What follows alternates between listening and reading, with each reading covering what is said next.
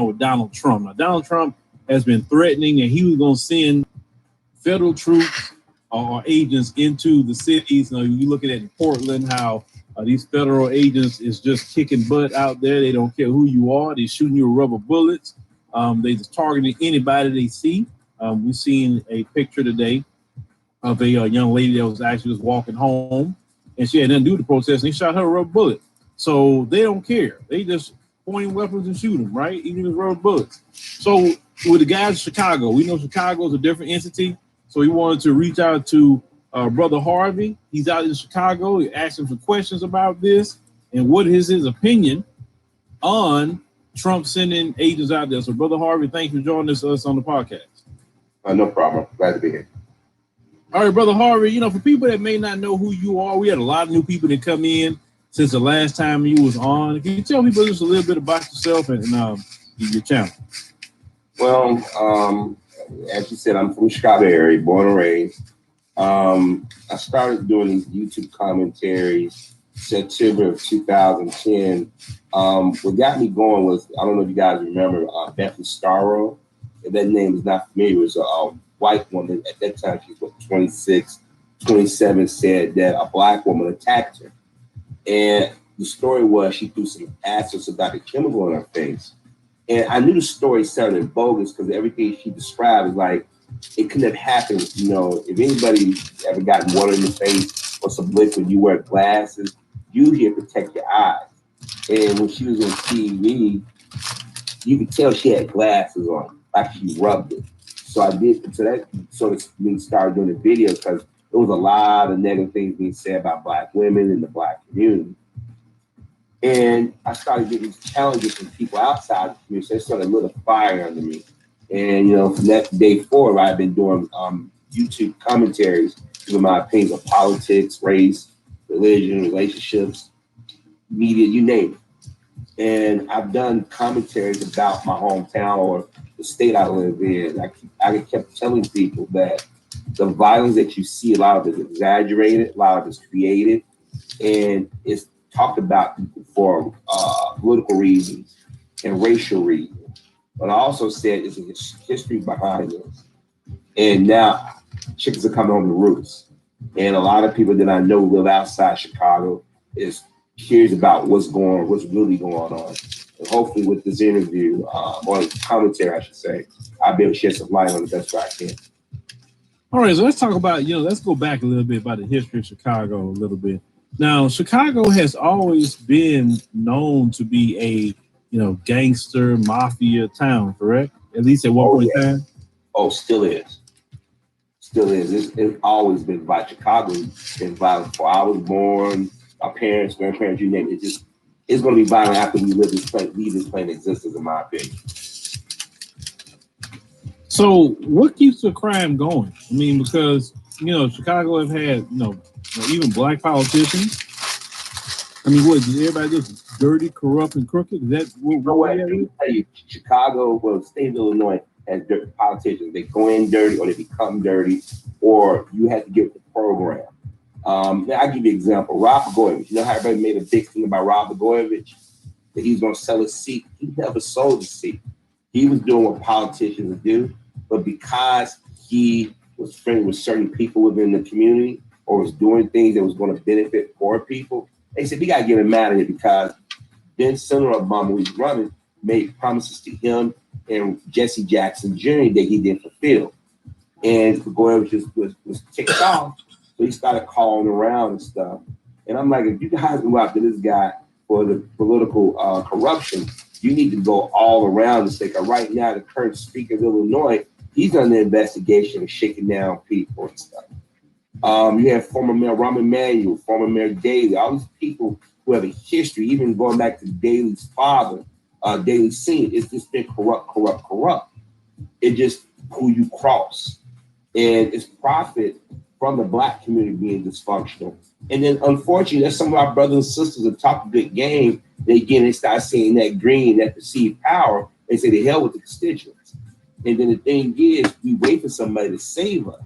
And I hate to break this to everybody. There's going to be no more Dr. Kings and Malcolm X's and so forth. We have to be smart enough to understand what's in our best interest. we can't keep praying away, hopefully that people wake up and decide to stop hurting each other. No, we have to take action. And sometimes we gotta make sacrifices, tough sacrifice.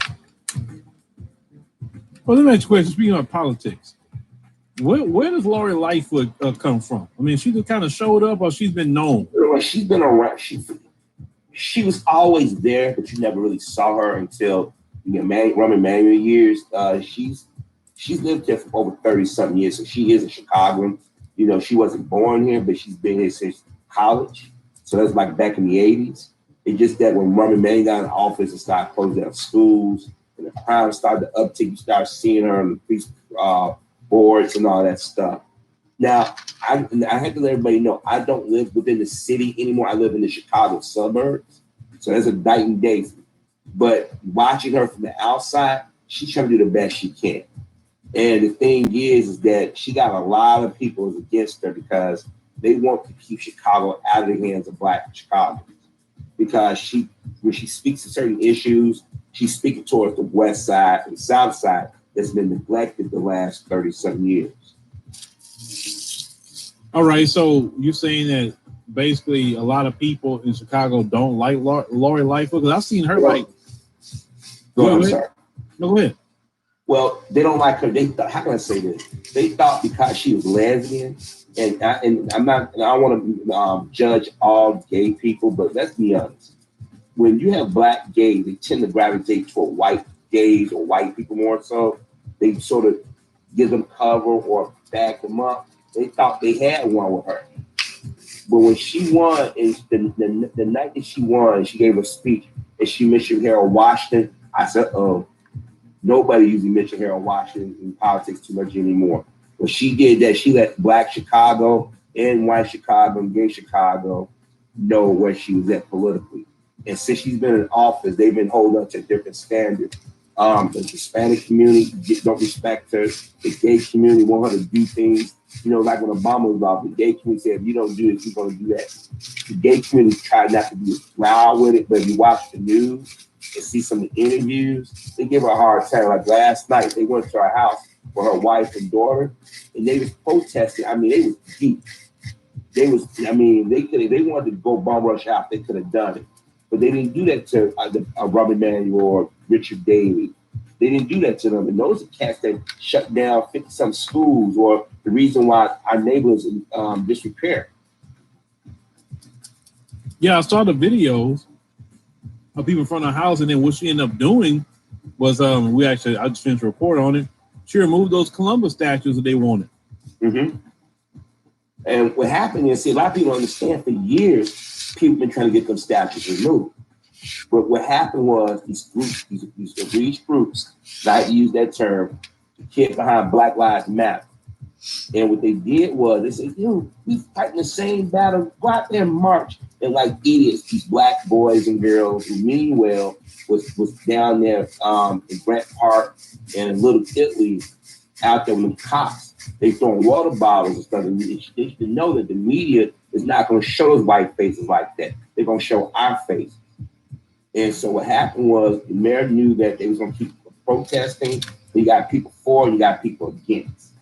And she said, let's just take the statue down for now and wait till later date and see what we're going to do.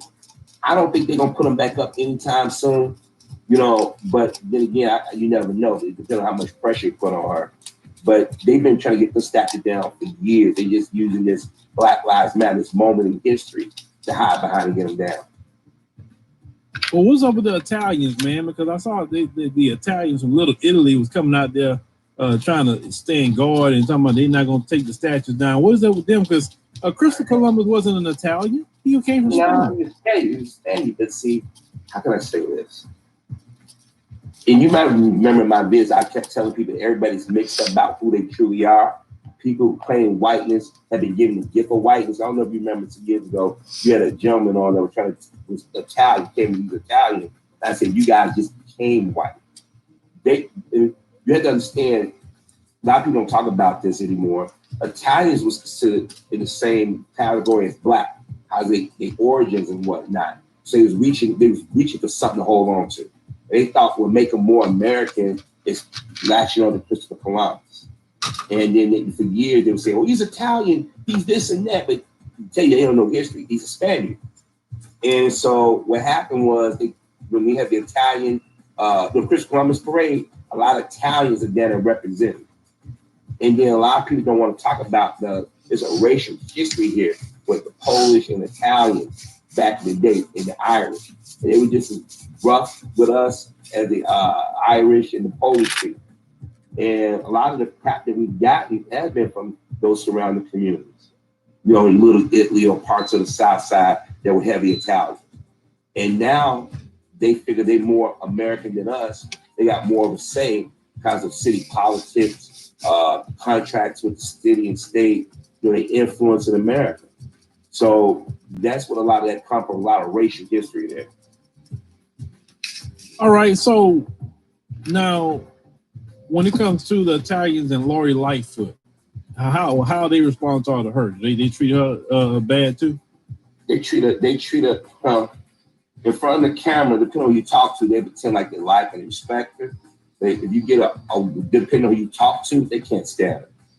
The Hispanic community, the gay community, the Italian, the Jewish community, they can't stand her. Because, as I said previously, she wants to get economic development and get the stuff under control on the west and south side, because everybody knows what's going on. If you're from Chicago, you know how the guns are coming to the community. You know who benefited from it. You know who always benefited from it. See, they love Rahm Emanuel because he looked the other way. He said one thing, did the other thing. I mean, look, the man tried to cover up Laquan McDonald's murder. You know, that's right as right can be. You know, and he had Mary Daley, who's the son of Richard Daley. You know, they call him the boss man. He knew how to rub you good on the front, kick in the rear, and he was slowly sending business out, pushing people out of neighborhoods, overtaxing people. So here she come in, a short black woman who's supposed to be the opposite of the stereotype of the modern day black woman. And she's coming in saying, we need to put casinos, we get another casino, put it on the west side or the south side. And you got people that, no, nobody want to go to the west side or south side, but you gentrify parts of the west and south side. So why now, when you get people that live in the neighborhood who benefit from these jobs and who benefit from these new construction projects, want it, now all of a sudden you got problems with it. And the thing is, I hate to say it, I think she'll be a one-term mayor.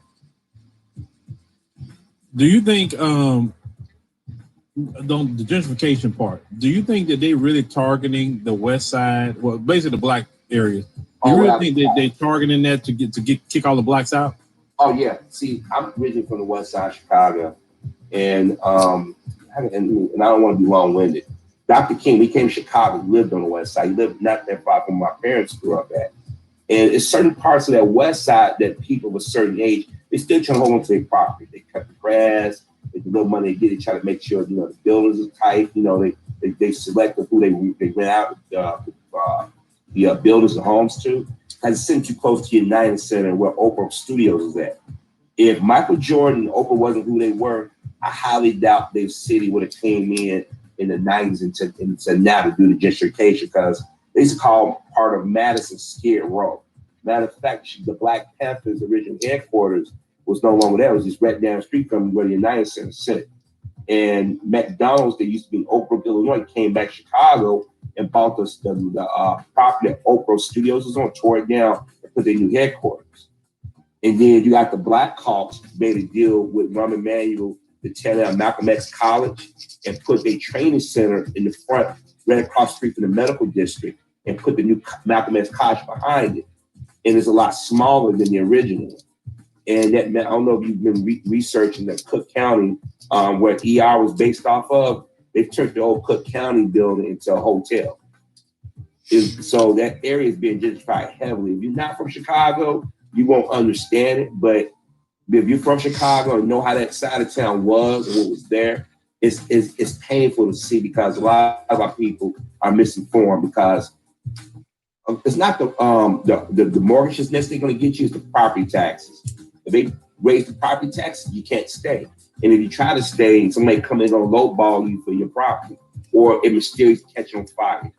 I had friends I went to school with that lived in the area. Grandparents owned the building, or folks were owning it, and they would come in and make them an offer, and they refused. All of a sudden, they either condemn it or mysteriously it catches on fire. Wow. Man, that's some dirt right there. That's why I didn't want to do this show without talking to somebody from Chicago because I had some certain questions. So it's dirty from the administration side. It's dirty from the cops. It's just all the way dirty. Now the Chicago police, we have done many stories in the past. So recently a radio transmission came out where the cops were like, oh, they gangbangers. Let them shoot each other. Who cares? We're not going over there. Well, like I say, I have family that's with the police department and whatnot, and the federal, government and whatnot. And like I said, I was in the military. We know what they're doing. The problem is in our community, we're too divided to agree on how to deal with it. Chicago police have always been dirty. And I'm not saying all police officers in Chicago are dirty, but that's a group that, when you hear about murders and stuff in the community, we like, yeah, let's please get that. We know the media is going to say it's gang related, but we know the difference between a gang shooting and a Chicago police shooting. Here it is when what do you call it? A so-called terrorist attack happened. Within minutes, we know who the so-called shooter is. We know their background. We know everything. You mean to tell me you can believe that a bunch of 16, 17-year-olds can do all this and nobody knows who they are? Especially with Big Brother watching, especially with cell phone. Everybody got a cell phone, and these cell phone signals are bouncing off these towers. They all on social media. They know who's doing it. They don't care. Well, let me touch on that. So let's talk about and you tell me if I'm being a conspiracy theorist. So I had done a video maybe about 2 years ago, and I talked about how I noticed a pattern that always on holiday weekends, the shootings are just through the roof. And I said, listen, I know the black community, the block is never that hot. If somebody got beef with you, they got beef with you no matter what day of the week. They're not going to wait till July 4th or whatever week, Labor Day weekend to get at you, right? Well, I said in the video, I showed that they had these masks and these prosthetic arms that look black, right? And I said, these white supremacists 2 years ago are going into the black community in Chicago and doing all these drive-by shootings. And they saying they black, but they're not. They're white supremacists. And I showed a clip about a white man robbing a bank with one of the masks on. It happened more than once. And boy, the white supremacists on that, oh boy, they fell apart when I said that. But you know what? Then I posted a picture of a gun that was recently found by Chicago police that had a Donald Trump inscription on it. I talked to somebody I know that buy a gun and said, yeah, you can buy that gun at Bud's gun shop online. A Trump gun. He said it was between $700 to $1,000, what I was told. So good and well, Pookie and Ray Ray on the street is not going to buy no Trump gun. No. Well, let me say this. We do have an element in our community that no earthly good. I mean, you can't deny that. Oh, I agree with that. Like you said, and I've said this, and many of us in the community say, unfortunately, we don't get our voices be heard because if you notice, the media don't put the cameras in our faces anymore. They put it in the people who don't know how to speak well or don't understand it being manipulated image-wise. But the thing is that I agree with you. Because as I just said, you have people coming into our community disrupting. Because like I said, we know who's doing what. I remember, and I'll tell you a story. It's been about 30 years now. My dad and my brother went to the track. They just tore down. And we had to drive past the sports reserve. And during the dead of winter, you see snow. And snow gives off a reflection. It's light. Whatever little light you can see, it's like light up everything. I saw actual Ku Klux Klan in a garb. I'm like, wait a minute. If I see this, I know the police that's patrolling the area to see it, but they don't care. A lot of these white supremacist groups operate out in the open.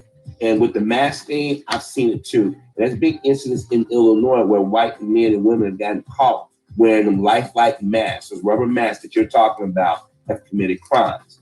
And also, you have people, melanated people, who have been Indian or Puerto Rican or Dominican, who have committed crimes, and they just say black. And on Spotify, you can listen to all your favorite artists and podcasts in one place for free. You don't even need a premium account. Spotify has a huge catalog of podcasts on every topic, including the one you're listening to right now. On Spotify, you can follow your favorite podcast so you never miss an episode. Premium users can download episodes to listen to offline wherever you are. Easily share what you're listening to with your friends on Instagram. If you haven't done so already, be sure to download the Spotify app, search for the Philip Scott Audio Experience on Spotify, or browse podcasts in the Your Library tab. Also, make sure to follow me so you never miss an episode of the Philip Scott Audio Experience. And nobody never challenge anything because they just assume it's a black thing. Just say the black community is the more violent. You got gangs everywhere. During the weekend, they say those shoots, 60-some shooters, that's exaggeration. You have domestic issues, you have accidental shootings, you have suicides, and you have hate groups, or you have gangs that go around shooting black people for sport. They don't talk about that, but in Chicago, we know that there's certain Hispanic gangs that go around the black community because we give them a wide berth. They shoot us, and then they say, "Oh, it's a gang-related issue." Most dudes are trying to go on the corner, try to sell that weed to try to get that money real quick, you know. And you saw that video the other day. Everybody run. When they start hitting shooting, they run. Everybody ain't shooting back and forth like that. But the media have you think otherwise. And these hate groups out here, they go in the fourth reserve. They be training on the weekend. I call weekend warriors. And then you got a lot of people in the military that come out of the military that say, "We're gonna go in and take our country back. We're gonna go in here. We're gonna kick these black folk." And so the police officers know about it. Those of us who live in the real world know about it. It's just the thing is, nobody want to listen to us because they consider us conspiracy theorists. And I say it's a difference between being a conspiracy theorist and being a conspiracy nut. There's nothing wrong with being a conspiracy theorist because usually our conspiracy theories tend to pan out. Well, let me ask you, speaking about the gangs, a while back, they was talking about, not too long ago, they had some Mexican gangs, was it Cicero they was talking about? And black people couldn't go through there. They were pulling them out their cars and beating them and all that. Oh, yeah. Okay. Did you stop that? Yeah. Well, Cicero obviously had a racial history. When Whites was in there, when King came to Chicago, and Jesse Jackson was supposed to march. And even before that, there was a black family that lived there. And I won't go too deep into that, but it's always had a racial history with black folk. And the thing is, they didn't want blacks to move in. But about 1988, 89, some of the factories started to shut down. They tore down the old Western Electric building. And so people losing their homes. They had to get out. So they sold to Hispanics. And slowly but surely over the last 30 years, Cicero has become more Hispanic. You may have a handful of blacks in there, there's a handful, but those Mexicans do not want you to be in there. A lot of them are illegal as well. And what happened was when the so-called riots was happening, they felt there was an opportunity to go after the blacks in the neighborhood because it's sitting right next to the west side, the Harvey west side, where my parents grew up in.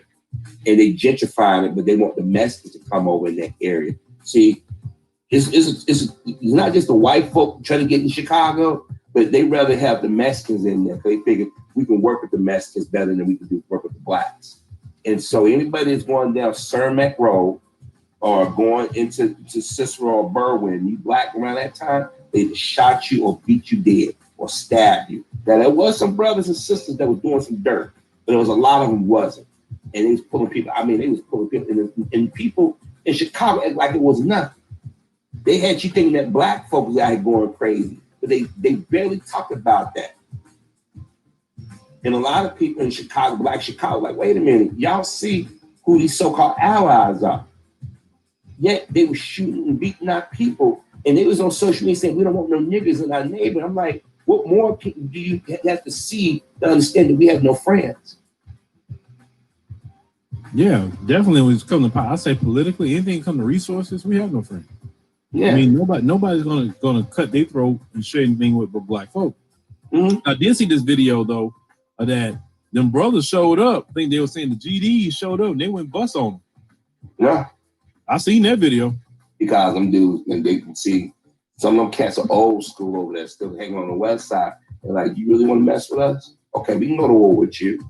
right now, and see this, and then to some in Chicago who are Mexican or Puerto Rican, they realize they don't need to make the entire black community the enemy, because you already got a president in his administration that want to send you out.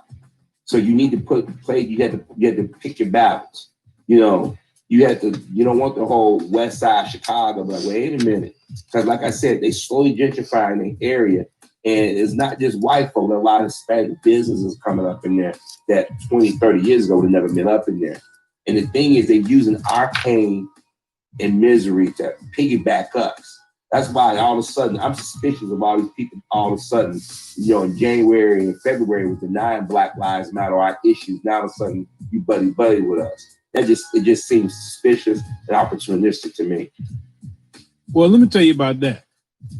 Most of these people in these other groups are cowards. Okay, they're cowards, and so they have grievances against the government. Like I know they pissed off about Corona.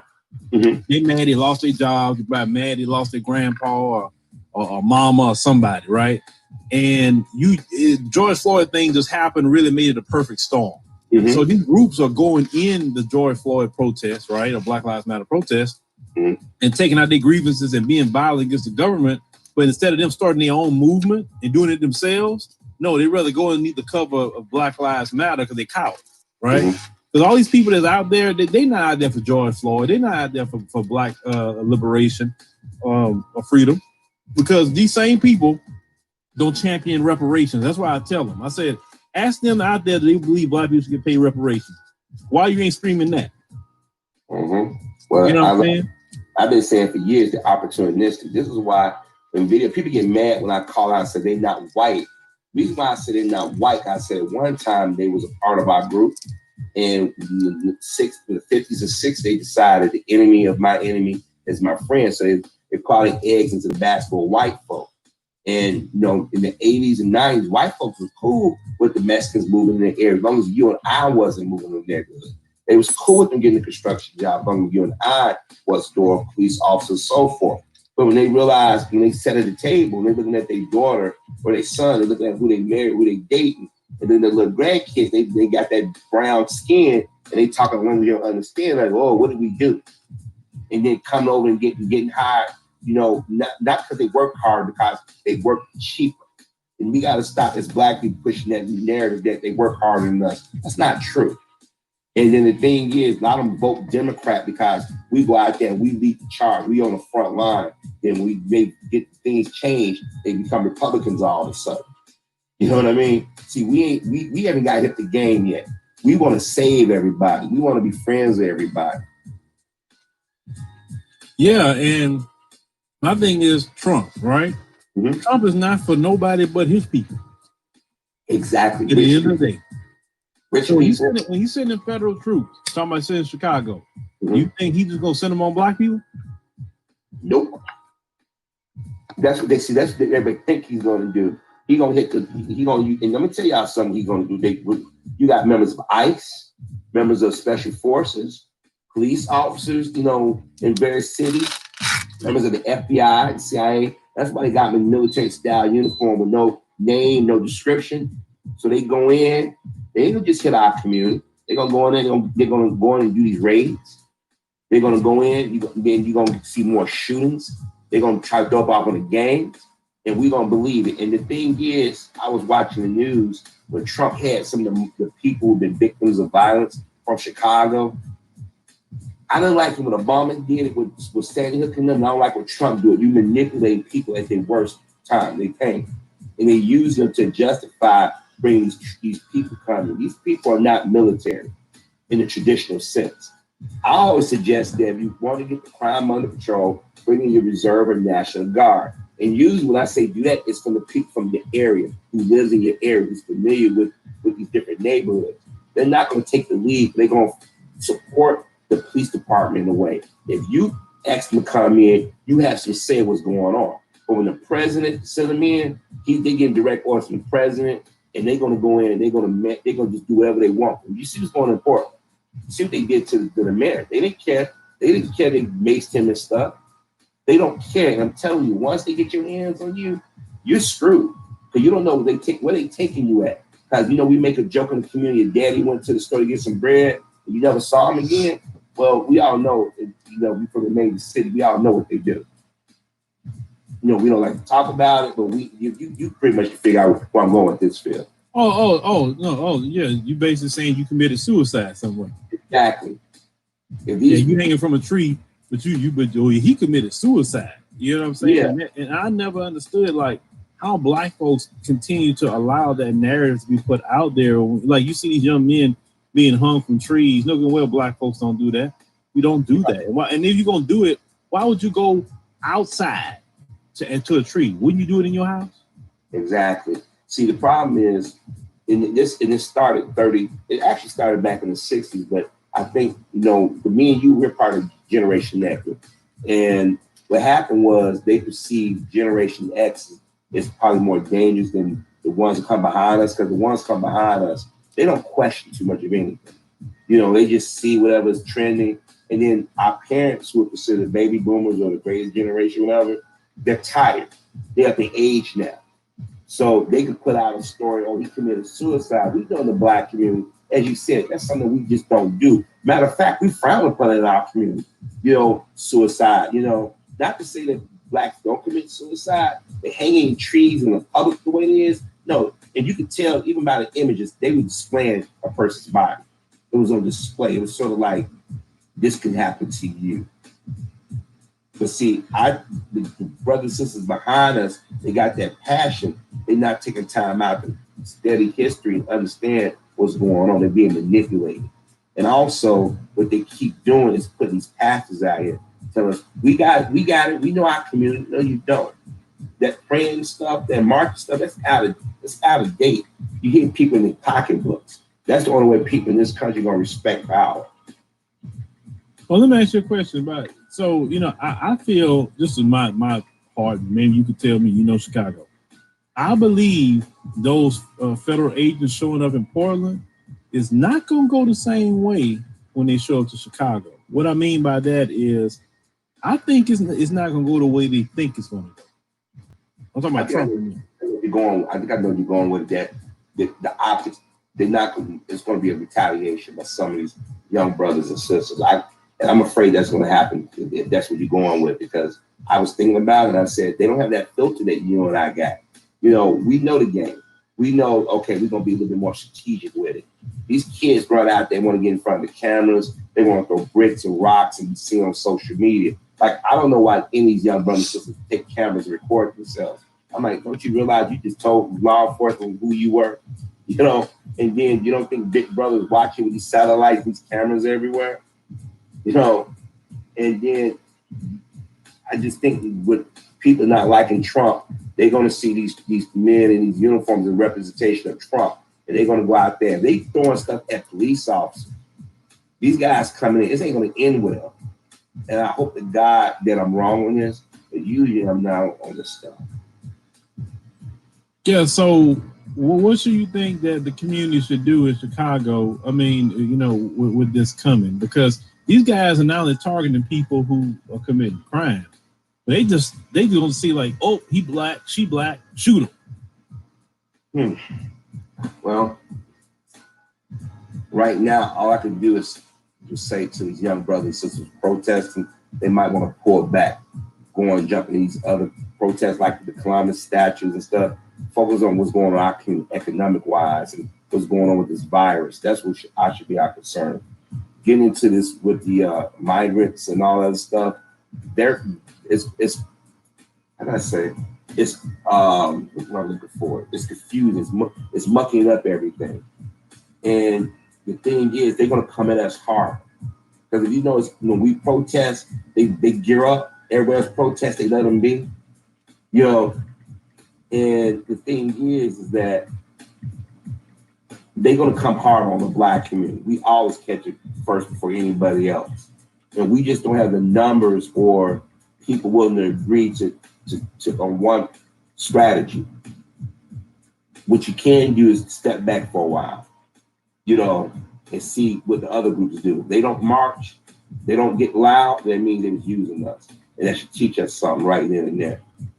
It comes November, God willing, vote this idiot out of office.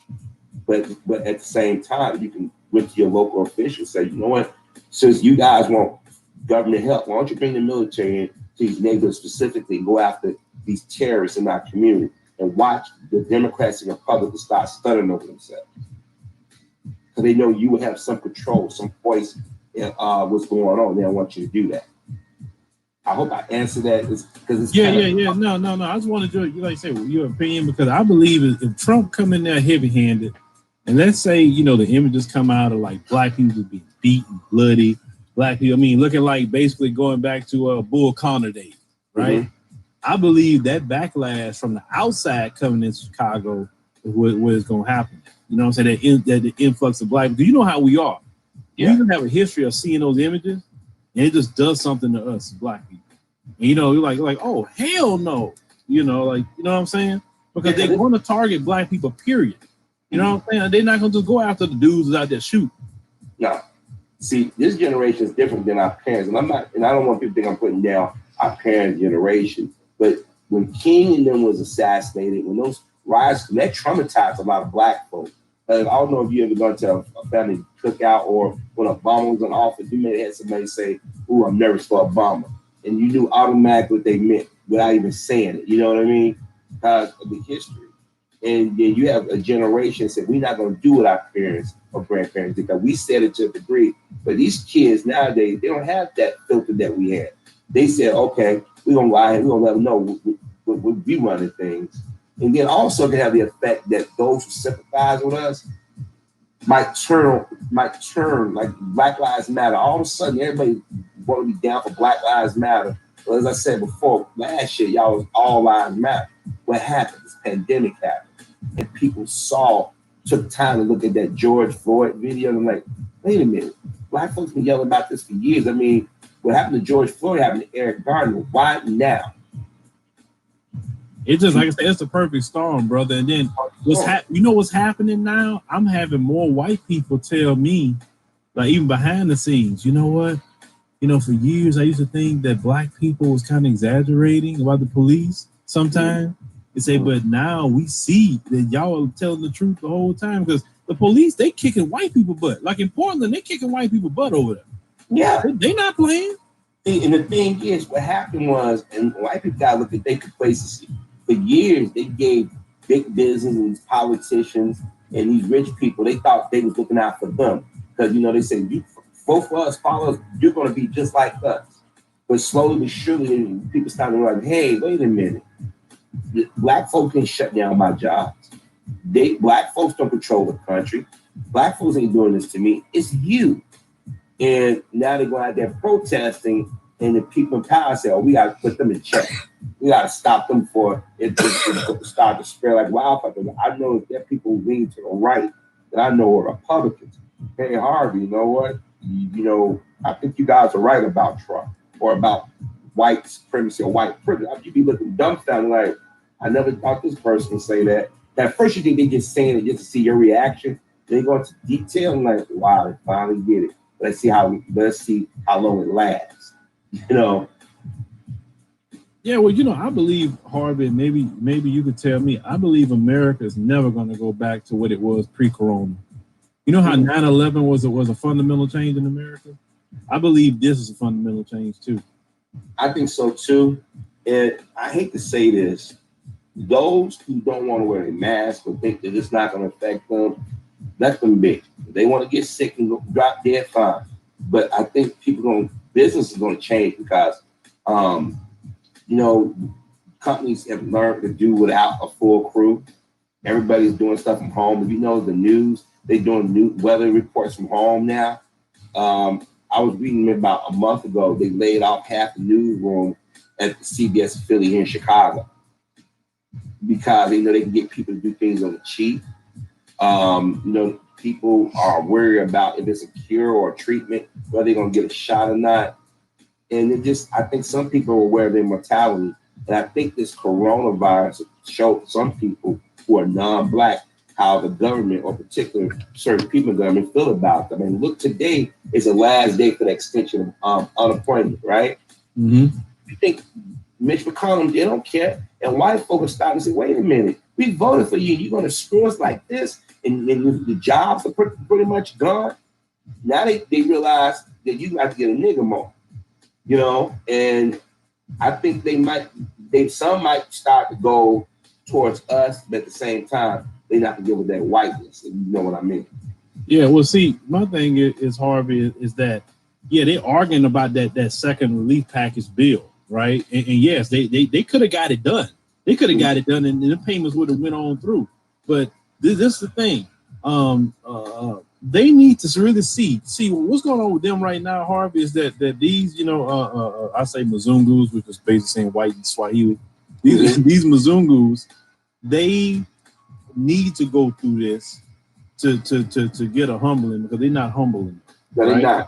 They're not. And God will humble you. And so them taking that $600 away, let's call it what it is. Let's say like they tell us, but just get a job. Why are you out there crying to the government, asking them to give you something? You're being lazy. Get a job. So, make sacrifice. You know. Yeah. I hate to say this. When I watch the news, I start to chuckle. Maybe God forgive me for doing that, but I said this, and now you're going to see how my grandparents felt, my parents felt, or even I felt when I had to struggle. Like when I was a kid, like most of us, our parents told us you can't get it right now. You know to do it out and move on. They used to having a certain way, getting certain things or being excused for certain things. And right now, as I said before, they're getting a nigger moment, a lot of them. That's why a lot of them join out there protesting. They're not just doing it because of George Floyd and the issues that affect the Black community. It's because they catching hell right along with us. Man. It's, and also another thing, you know, like I said, their mortality has been in their face, and then they really got to see this country is basically like I say, like the Wizard of Oz. You know, the Wizard of Oz. And you saw him; he was big, grand, and huge, and scary, and all that. Then when they finally the curtain get pulled back, he a little pipsqueak. So America with Corona has been exposed like that too. Yeah, like with the Trump, since Trump been in office, for years, white people wanted this type of president. They got it. And they realized, he just ain't screwing over the melanated people. He's screwing over so-called white man, white woman, and child. Now, Trump don't care. See, why Trump want to acknowledge this virus? Because his election thing. Because he figured, well, you know, if some white people had to die in order for me to vote, okay, fine. Doesn't matter Republican or Democrat. He's hedging that people are going to be so afraid to go out and vote that he's going to try to get back in office by this virus. That's why he never want to talk about it. It's an election thing. Because remember, when they first started, when this corona thing started, they never talked about who had it. Because we knew who had it. It was coming from China, and white folk and Asian people was transmitting it more. You know what I mean? Because they travel more than we do. We have jobs as customer service. We're dealing with the public. That's how we caught it in higher numbers. But once they realized it was affecting the Black community, that's when they started putting out guns and we're not wearing a mask anymore. They thought it was going to kill us all off. But that hasn't happened. Because when they were doing the protests, everybody was like, well, these protesters are going to spread it. If you notice that none of those protesters are the ones who have spread this virus. It's the people who don't want to wear a mask, who thought it was a joke, who want to open up the country too soon. They don't want to catch it here. Yeah, and rightfully so. Rightfully so. I mean, like I say, my thing is I don't like people suffering, but certain people, you know, like I said, it's full of circles. Look, you know, I don't know how you feel about this statement I'm about to say. The 400-year curse is up, and ever since the end of that 400-year curse, right? I've noticed things have changed for us as Black people.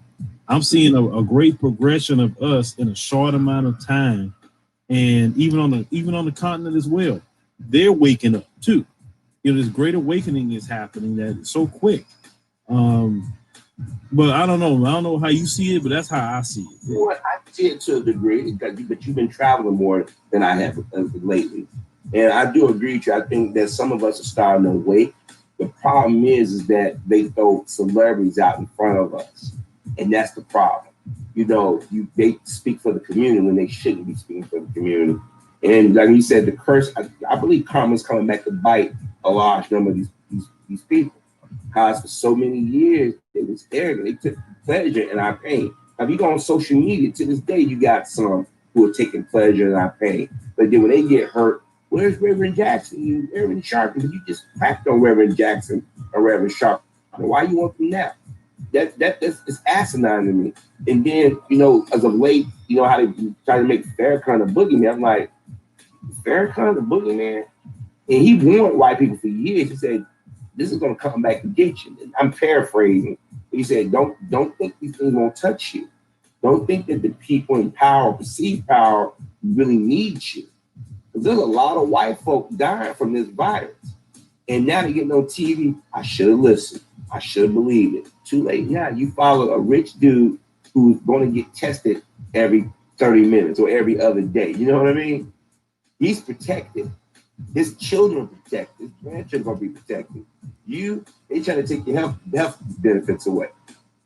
They got hospitals down south that got the capacity. They're telling people that go home and die. That's cold. And we, as a country, could have mitigated this stuff if we just got off being arrogant and being selfish and mean spirited. But that's just the way I see it. Well, same thing with the healthcare thing. I've been an advocate of we need like an NHS system or like something like Canada where everybody has healthcare. I always said I pay a lot of taxes and I'm willing to pay more taxes if I don't have to worry about people, needing to go see a doctor. You know what I'm saying? And I was reading that countries that have the healthcare like that, we don't have to pay anything. Their people are healthier. America, you think would be better to say, hey, we need that because these people can live longer and pay more taxes. You would think they would think that way, but no, they don't. Yeah, that's why when I hear people talk about how great America is, and you compare it to these so-called it is funny how people talk about socialism, but you take the Social Security away or talk about it. Don't take it. That's socialism. Don't take this way. That's socialism. A lot of people don't understand that healthcare is going to help them and their family. A lot of white people going back calling it Obamacare. When they got it, they started liking it. And then it looked like when Trump was about to come in, back in his first year in office, everybody went to they sent a congressman and they changed tune. And right now, what the administration is trying to do, they try to hide behind the pandemic, but I think it's going to backfire on them. But if it does happen, hey, you guys voted for this guy. You guys still defend this guy. And then the people like Mitch McConnell and them, they got to go. These people are dangerous. See, we pay them. And yet they turn around and they always screw the black community. The white folks starting to catch hell now. And it's like they Johnny come late. You would want to say, we told you so. But they pride get in the way and they deflect or pretend like, oh, it just happened, or it's a conspiracy, or it's outside force. No, you got a lot of rotten people in this country that sit in government. And then you got people that actually want to do right by people. They get attacked in the media. So, like I said, I mean, this may sound cruel, but I don't feel sorry for those people who don't want to get health care or do right by others. And when they stop having issues, I don't want to see the crocodile tears, I thought you heard me. Okay. Yeah, man. The deal is, like I said, it's time for they come up and like, I just sit back and watch, the show. But what I'm focused on right now is just, they say building, what we building, building in Africa and doing different things we doing. Like I say, let them have at it. That's how I feel about it. But Harvey, let's say before we wrap this up, let me ask you a question. On the election, do you think Donald Trump gonna be a one-term president, or you think he'll be reelected? In a happy place in my mind, I think it'll be a one-term. But there's a chance that he's gonna be reelected. Why do you think he's gonna be reelected? He's already out there causing dissension racially wise and saying millennial vote in is tainted or crooked, whatever. He's doing everything to divide the country. I mean, he wants this virus to go on. That's going to affect the election as it is. Then he's messing with the post office, defunding the post office, and then he's out there doing the racial thing. And then he's even said he may not honor the election results. So I mean, look, we didn't think he was going to beat Hillary Clinton. He beat her. You know what I mean? So yeah, but it's a but to this. At the time, Donald Trump wasn't responsible for killing nobody. Now Donald Trump's failure is responsible for killing over 144,000 people. It's a different thing back then to now, you know. And I thought Trump was going to win easily the second time. If Corona wouldn't happen, oh yeah, hands down, Trump won. Yeah. Well, I agree with you on that one. It's just that the reason why I'm sort of hedging because the Democrats are known to have victory in their grasp and mess it up.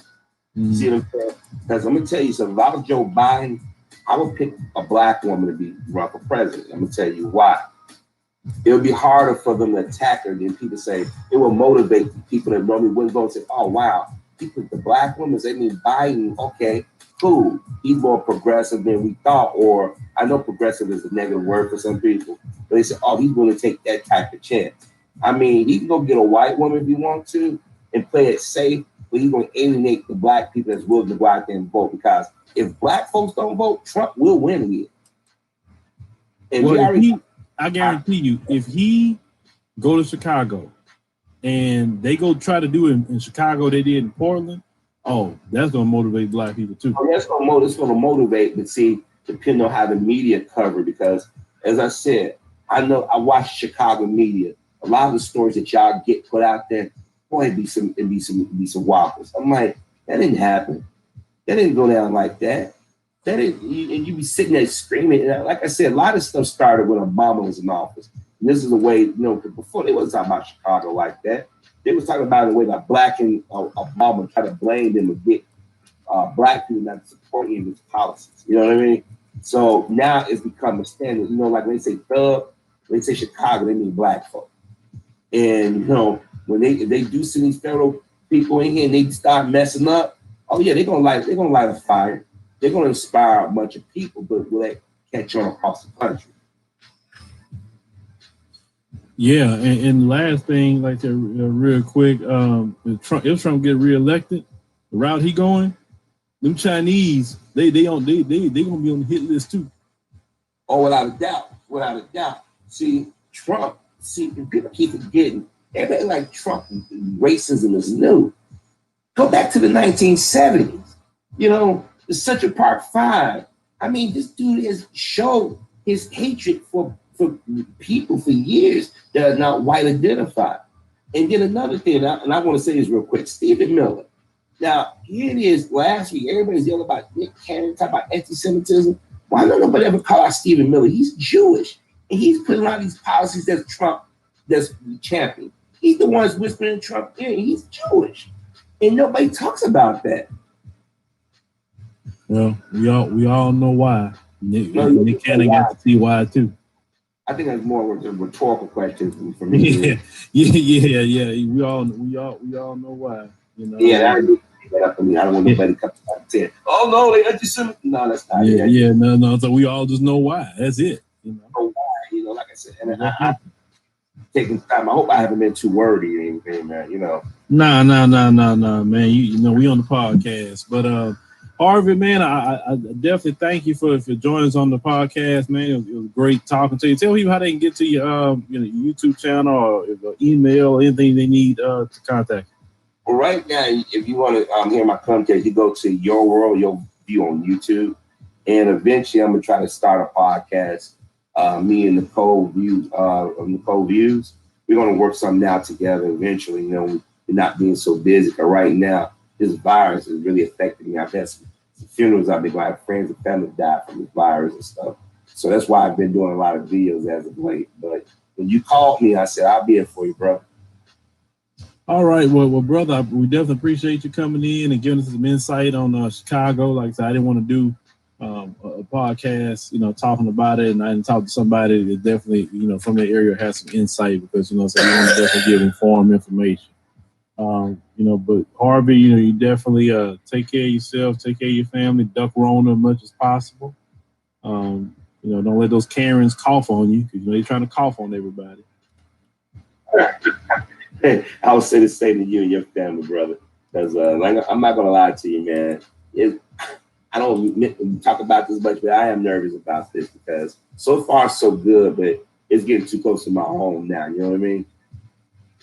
Yeah, it's like I said, well, man, my oldest daughter had corona, and she recovered from it, and everything, and she got it working at Walmart. So, like I said, that was my daughter. I know 2 other people that had it, but Dinas Tamir, another YouTuber, he had it pretty bad. He recovered. Wow. So, my sister had it, and she almost died from it. Oh, wow.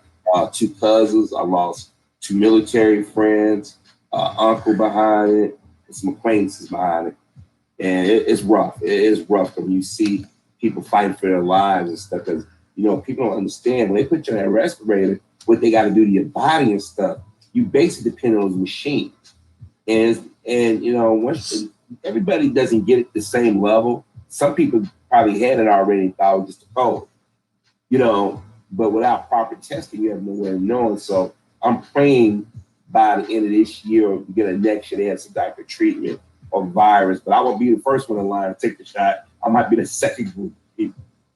Yeah, I'm gonna let all y'all take that shot, and if y'all take it, then it'll protect me. That's how I go with that. I don't trust in people. Yeah. now that kind of vaccine, they just people I know who doctors said let that thing be out 5 years before you take it. So yeah, I can understand that too. But if people not gonna wear their mask, man, see if people wear those masks and do it for like a good 3 months. This might be able to help it. You know what I mean? But, you got people that believe in conspiracy theories. They want to take my rights away. No, I just want to live, Right. Well, definitely, Harvey, thank you for joining us. And everyone, that's listened to the podcast, we definitely thank you for, joining us here on this special, broadcast. And Harvey, took the time to join us. So we greatly appreciate that, brother. So, Harvey, you stay safe out there and stay blessed. You too, Phil. Thank you for listening to the Philo Scott